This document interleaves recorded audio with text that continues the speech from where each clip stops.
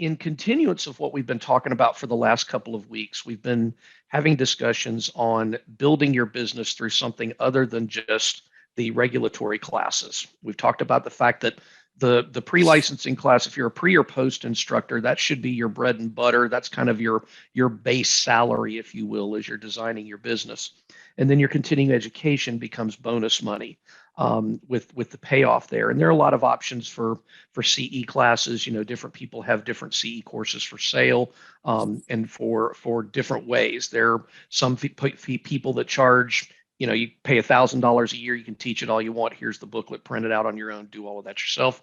You got others like George Bell that'll let you teach the class. You pay a dollar amount per booklet that you purchase. And then there are others that do a per student fee based on what your report to the real estate commission is. So maybe it's $5 per student, and then you get the check or the deposit through PayPal, Venmo, or whatever it may be.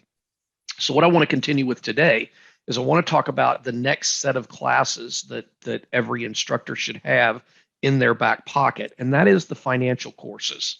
I think it's imperative, you know, we talk about the fact, and we've mentioned in many meetings for real estate educators conferences, that it's very frustrating that the students are not learning as much math as they used to be responsible for. You know, we've talked for years at NCREA meetings that it's frustrating that the closing disclosure is really not discussed in detail, and the students never really see an actual closing disclosure until they get to the real world these days, unless they have an instructor that's going above and beyond and actually working through an ALTA or a closing statement. So what I want to talk about today is the instructor version of that, and that is understanding business finance, understanding how to run your business, understanding what accounts to use, what opportunities there are, and things like that. So the first thing I want to talk about is understanding retirement accounts. This should be a basic of an instructor that's teaching agents how to run their business.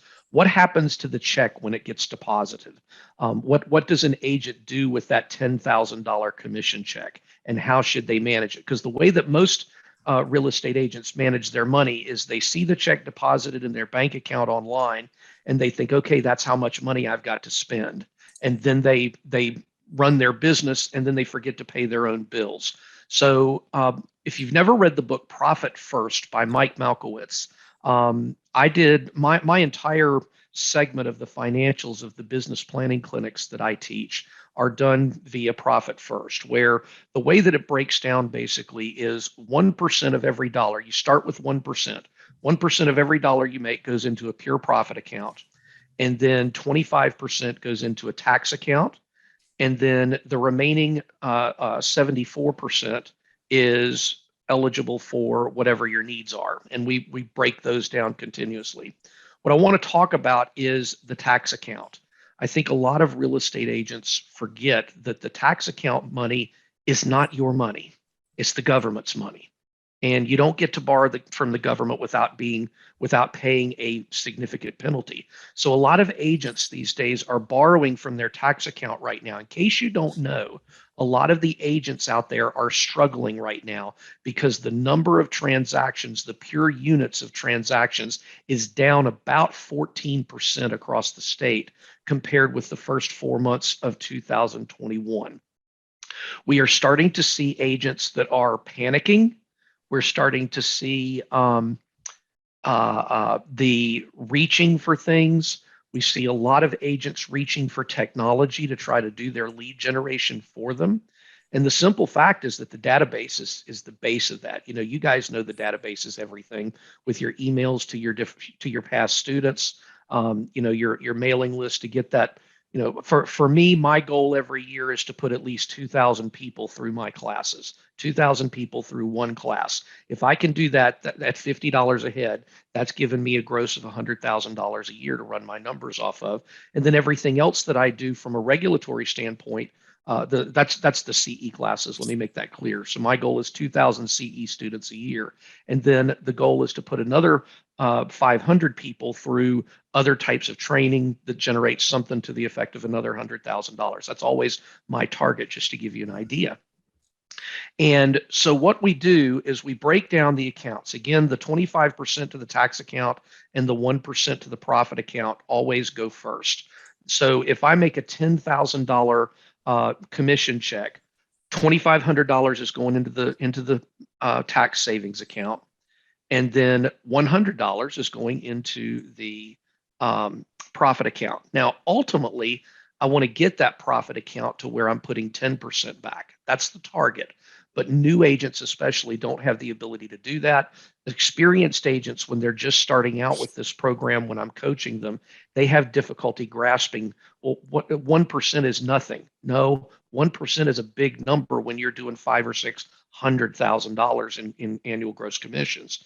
A couple of the agents that I'm coaching are making between 1.2 and 1.5 million a year. And when you add that up, that's a big number for your profit account. So the second piece, of course, is that tax account. The nice thing about the tax account is if you have a good accountant, by the end of the year, you're going to have money in that account that's left over. And that gives you your money to put back into your business for the following year. So every April, the end of April, I always know how much money I get each year to reinvest in my business. Make sense? Everybody follow me so far? Mhm. So the next thing that we want to look at is the third deposit that we make from every account is the retirement money. You have to plan for a rainy day. And there are multiple options as to how your retirement works. Most people know about a Roth IRA versus a traditional IRA. Most agents know all about those. The Roth IRA, you can deposit up to $7,000 a year in. It's after tax money, so it's not a deduction. But the best part about it is the money that it makes over time comes out tax free on the backside once you turn 59 and a half. The traditional IRA is a little bit different. It's an upfront tax deduction because it is tax deferred money. So if you make $100,000 and you put 13,000 into your traditional IRA, the government looks at it as if you made $87,000. Everybody with me? I think most of you guys understand this concept. So the traditional IRA allows you to deposit up to 13,000. But when you own a business, when you get to the point where you've got teams that are or large team agents or large groups that are providing salaried employees, you can have some other advantages there because you can be an S corporation or an LLC, and then you can do a self-employment pension, which is known as a SEP account. The SEP account allows you to deposit 25% of whatever the W-2 reported income is for the owner. So if I own a team that makes $500,000 a year in gross commission income, Alex, can you mute, please? We're getting some noise in the background. When somebody makes $500,000 a year gross commission income and they pay theirself on a W-2 $100,000, you can put up to 25% of that $100,000 back into the self-employment pension. Now, the self-employment pension is exactly that. It's no different than the teacher pensions, the electrical unions, and the Teamsters union, stuff like that. It's the same type of pension that they do, but it is a self-employment pension for one person. Okay, so only that one person qualifies. So if I make 500,000, I pay myself $100,000 on a W-2. I can put 25,000 of that money back into my retirement account. It invests no different than a traditional IRA. The only difference is I can put 25 grand a year instead of 13,000 a year. Make sense? Okay. Then there's the one that's my personal favorite. It's called the Owner 401k. It started out in the 90s, was referred to as the I-401k, which stood for individual. It's since evolved a little bit, and the Owner 401k means that I can take up to 26,500 a year of my gross income and put it into the Owner 401k, but it is treated as a Roth IRA account. Okay. So in other words, I'm paying taxes on that money when it's going in, but I'm not paying taxes on everything that 26.5 makes over the life of the loan. Does that make sense to everyone? So the Owner 401k allows you to deposit money into a Roth IRA, whereas the SEP allows you to deposit into the equivalent of a traditional IRA. These are both for business owners. Now, here's why I like the I-401k so much. And that is the fact that when Kirk and I get married next month, we can add Kirk to the owner 401k too. So I can put another 26,500 into the owner 401k for her, which means we're putting back $53,000 a year into a Roth IRA. If we were doing that individually, the max that we could put in would be $14,000, being $7,000 a piece. Now, here's the other piece with the owner 401k. You can also match a profit share. So when you run your end of year P&L statement for an owner 401k in the company, you have the ability at that point to put another 26.5 in as profit share. So in other words, each individual person, the husband and the wife, can put back $53,000 a year into a Roth type IRA, meaning we're saving a total of $106,000 a year for retirement. Does that make sense? So you guys are looking at me like some of the students when we get into all the details of the license law. It's complicated. And obviously, I'm not a tax advisor. I'm not a wealth advisor. I do have my Series 6 and Series 7 licenses so that I can talk about these intelligently. I had to get those for one of my investment groups. But understanding the mathematics and understanding the numbers of the business is extremely important. So when you're coaching agents on this, I would encourage you to learn as much as you can about this. And I'm going to be teaching my business planning clinic online. So if any of you would like to sit in and observe how I'm teaching that, I'm more than happy to have you attend either an in-person session or the Zoom session. I do these typically beginning in October, and I'll do a couple of months in person and a couple of months online. And we generally have between 30 and 50 people in each of the classes. So it does generate income for you also. But and we're typically charging between $125 and $150 per person for that class. And it does include some coaching on the back side. So again, you're talking about another 250 students at $100 a pop. You're talking about a $25,000 kicker at the end of the calendar year when a lot of students are not taking your regulatory classes. Make sense? So again, understanding the knowledge beyond just the license law, the contract law, the fair housing rules, and all of the stuff that we're teaching in the Gen Up, the Pickup, and the elective courses, you can go so far beyond this, and it makes a huge difference in your bottom line income. But the first piece of it comes to understanding those. So with that, I'm going to pause here for a minute, see if anybody has any questions on anything that I've talked about so far. I think this is something I wish somebody should tell every brand new agent that comes into business, because they're still thinking like employees. They're not thinking like business owners. Yeah. So one of the things that we do, Jack, with these meetings, I always find the youngest person in the class. And usually, these days, the youngest person in your class is about 24, 25 years old, if not younger. And so I actually go up to the whiteboard and we run the numbers.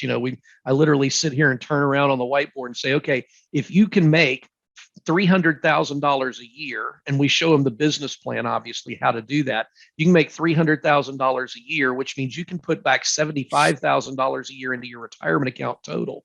So let's put 26.5 into the owner 401k, 26.5 into the bonus.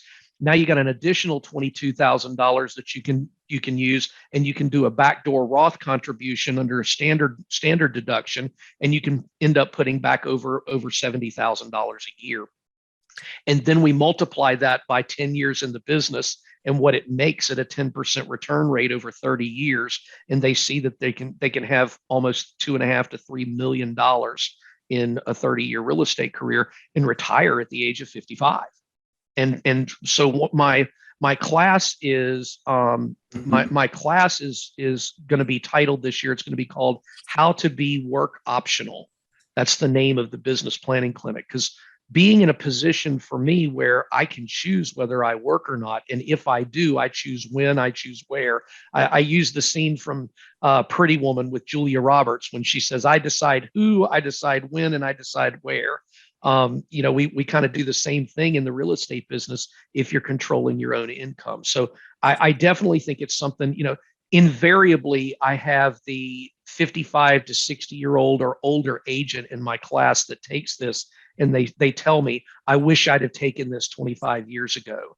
And then a lot of the 40-year-olds will say, I wish I would have listened when my friends, when I got advice to do this in the very beginning. So Alex says, I wonder how many of the agents who bought a brand new Tesla after their first big year also maxed out all the retirements accounts they could. I doubt any of them did. And that's the key. And again, understanding to manage your money is a key, and how it works. I'll give you an example. Kirk's wedding gift. Kirk, for those of you that don't know, Kirk and I are getting married June 25th, and her wedding gift, she's always wanted a Porsche. So I have bought a Porsche 718 Cayman for her, and it's going to be delivered in June. And the people that I've told about it, they said, well, you're just paying cash for it, right? No, I'm not paying cash, because even at 4.5% to 5% interest rate, that's cheap money. So what I did is I took the $80,000 that the car is going to cost total. I put it into a money market account, and I put it in there when I ordered it back in October. So that account's been making money. It's a very conservative account. It's making about 3.5% right now, because we knew what the market was going to do with the stocks here in the first half of 2022. But what I've done is I've put the money into that account. The payment, the monthly car payment will be taken out of that. And over the life of that car payment, we're going to see the increase of value. There's going to be money left over in that account at the end of the car payments, and I'm not going to have to touch any of my leverage on that $80,000. Make sense? So a lot of people don't understand the concept of leverage. And to give you a simple example, imagine you have two buyers. Each of them have $100,000 cash. One of them goes out and buys a $100,000 condo that increases in value to $110,000 the following year. They've made $10,000 on their money when they sell it. But another investor may go out and leverage $20,000 on 5 properties, and those that $20,000 investment makes that same $10,000. You've got a 50% return on that cash. This is what people don't understand. They don't understand how to read the percentages. This is why cap rate is a total BS number. It's completely dependent upon the value of the house. And that's why CCIM people that are heavily involved in commercial real estate and multifamily, when they're analyzing everything, they talk about financial management rate of return, because they're working on what's the cash on cash return on an annual basis? What's my depreciation rate? What's my depreciation recapture when I sell it? What are my capital gains? They know all of those numbers based on a 5, 7, or 10-year hold, and they can invest intelligently, knowing what the long-term benefit is. The only risk is if the market goes down. And if you look at the history of the United States, the only recession in the last 70 years where the value of housing went down was 2007, 8, and 9. And when we did go down, we recovered quickly between 2011 and 12, and we slingshot past what those values were. And in the last 5 years here in North Carolina, the average home has appreciated 54.9%. So if you bought a home in 2017, this year that house has appreciated 54.9%. That's basically $55,000 for every $100,000 of value. And in the last year here in the Triangle market, we've seen appreciation on a $350,000 house. Appreciation went up 20%, which means the house earned $70,000. That's higher than the median individual income here in the Triangle right now. And so they made more money just by owning the house than they did by working. And that's why a lot of people are not working right now. They're gaming the system. They're using their house as a savings account. And that's why we're going to start to see foreclosures, short sales, et cetera, in the next 18 to 24 months. Well, that and the people that didn't pay during the pandemic and all the foreclosure moratoriums, but it's still not going to be 08, 09. No, by no means will it be. Okay. And I'll give you an example. I was talking to an attorney friend that handles foreclosures yesterday, and he told me about a guy that had bought a house. Let's see, it was late 2019 that he bought his house. It was in November. When COVID hit, he stopped making his mortgage payment in 2020. Hasn't made a mortgage payment in 24 months.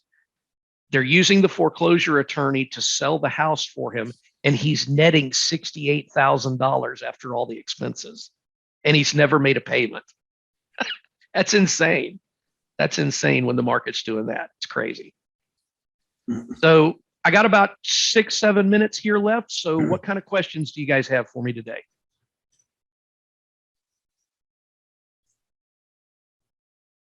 I think that's incredible information.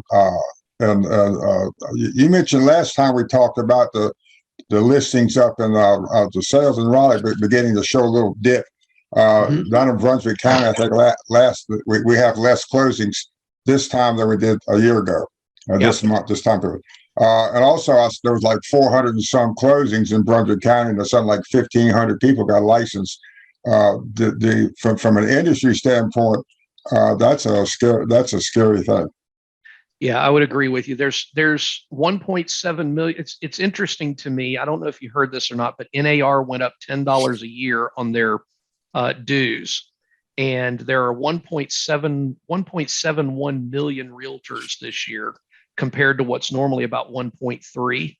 So I find it interesting that they went up on dues by $10, trying to take advantage of the number of people that are in there.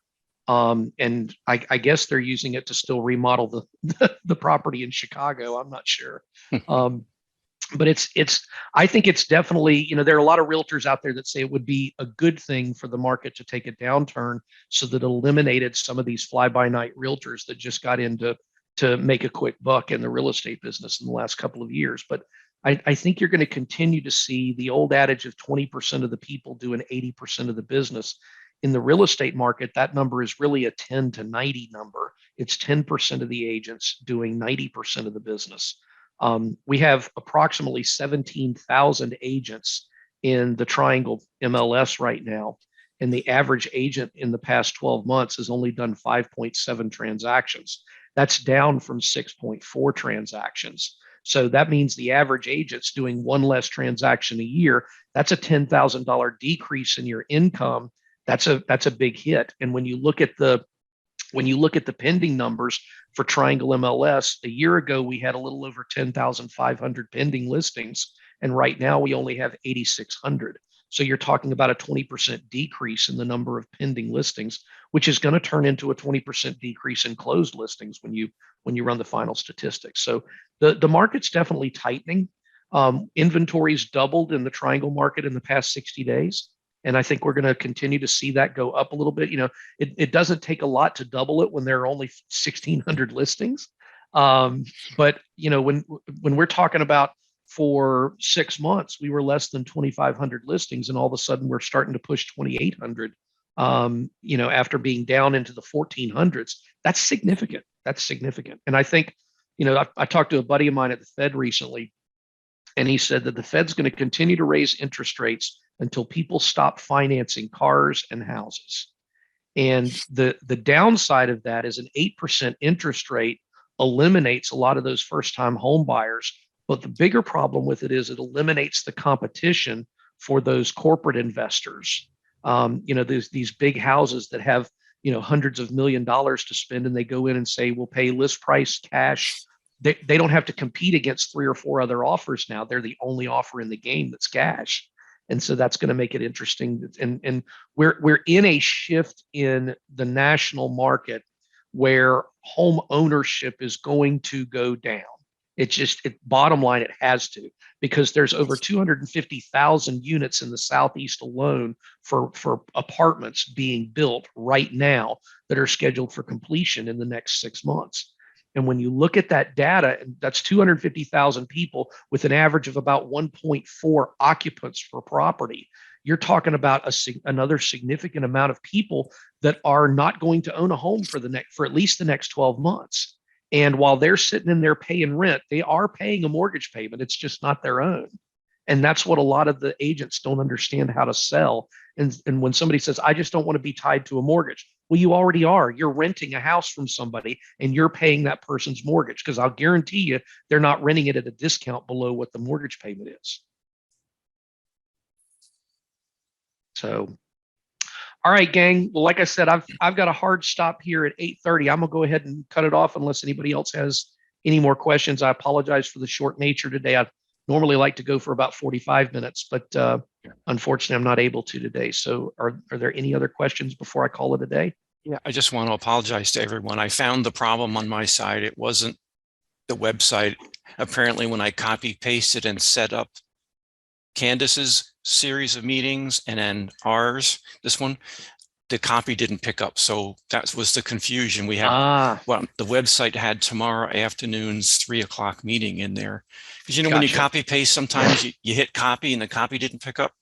I was inadvertently pasting out the wrong one. So I apologize, Brian, to you and everyone. All done it. We've all. I done know, but It's no problem, Jim. It happens. It happens. So but I hope you guys have a great week. I'm looking forward to seeing everybody this fall and being able to hug all your necks. So definitely miss seeing everybody in person. Y'all take care. Have a great day.